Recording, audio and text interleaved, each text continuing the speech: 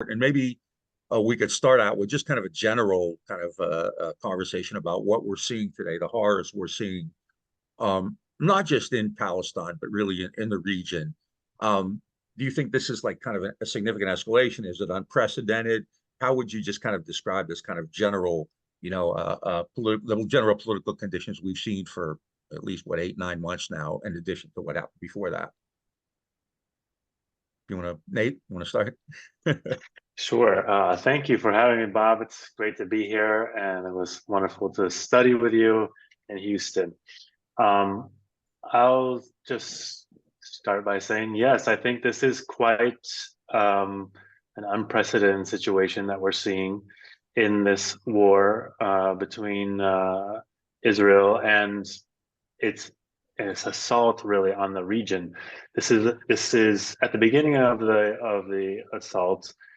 People were really speculating, well, is this going to be a regional war? And it really has proven to be a regional war already from the first days of the conflict, where the U.S. sent in aircraft carriers to shore up Israel's military position.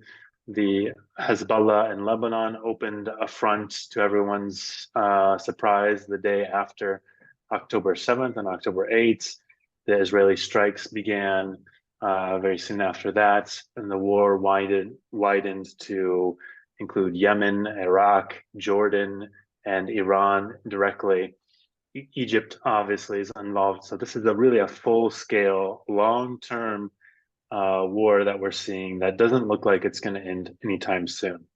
And in the history of Arab-Israeli wars in general, these have all been this, with the exception of 1948, the Nakba, and the war that really lasted from the late 47 to early 49 there. That's really the longest war. All the other ones, 56, 67, 73, 82 invasion, 78 invasion of Lebanon, 2006 war, Israeli invasion of Lebanon. These have all been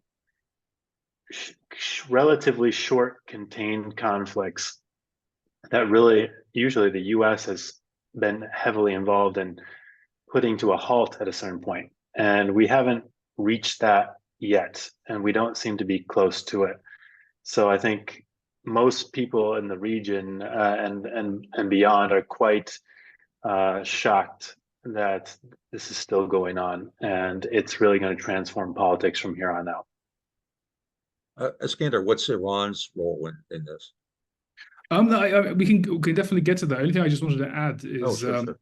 no. I thought like Nate encapsulated it really well, and we have seen it in a sense enveloping the region in its entirety. But I would say even it has had massive global like repercussions. I mean, apart from just obviously the catastrophe which in a sense never ended, but has been intensified to heights which we have never previously seen with respect to the sort of the fate of Palestinians in Gaza and the West Bank. But in terms of global repercussions, we've seen as a result of the United States kind of intransigent, belligerent, unconditional, despite their pretensions to the contrary, support for this, what the ICJ has plausibly determined to be a genocide. They've basically shown they're willing to threaten the prosecutors of the ICC, dismiss the ICJ, and basically trammel underfoot the entire so-called, I think everyone here is pretty much skeptical of this, the rules-based order and so on. But really just kind of to shrug off and just, not just beyond actually dismiss, actually attack sort of the rules-based order, which is always claimed to uphold, and so on. And just, I think this is actually really going to be a major legacy of this conflict as well. So we see like multiple scales. We see at the scale, obviously, just the sheer catastrophe which has unfolded in Gaza regionally and globally. And I think that's definitely, obviously, we still can't fully determine like what will be the repercussions longer down the line. But I think, yeah, historians will be looking